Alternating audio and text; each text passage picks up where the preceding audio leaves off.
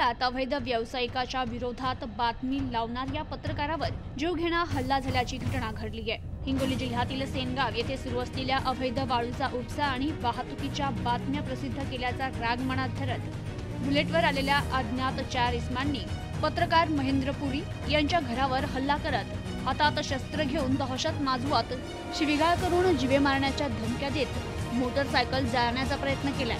या प्रकरणी ग्रामीण पोलीस ठाण्यात गुन्हा दाखल करण्यात आलाय। पत्रकार महेंद्र पुरी यांनी फिर्याद दिली असून फिर्यादीत म्हटलंय 2 फेब्रुवारी रोजी वाळू माफियांचा रात्रीचा खेळ चाले विना नंबरच्या वाहनाने वाळू वाहतूक होत असल्याबाबतच्या आशयाची बातमी वृत्तपत्रात प्रसिद्ध केली होती। त्याचा राग मनात धरून 4 अज्ञात इसमांनी पत्रकार महेंद्र पुरी यांची आई, पत्नी आणि 2 मुलं घरात असताना घराचं दार जोरजोरात वाजवून शिवीगाळ करत आमच्या वाळूच्या बातम्या लावतो का अशी शिवीगाळ करत दहशत माजवत होते। तसेच जीवे मारण्याची धमकी देखील देत होते।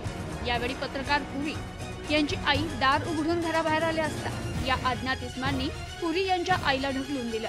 आई खाली पडली असता आईचा ओरडण्याचा आवाज ऐकून पत्रकार महेंद्र पुरी आणि त्यांची पत्नी घराबाहेर आली। तेव्हा 4 इसम तोंडाला रुमाल बांधलेल्या अवस्थेत दिसले। त्यातील एकाने मोटरसायकलवर पेट्रोल टाकत ती पेटवून दिली आणि बुलेट मोटरसायकलनं पळून गेले।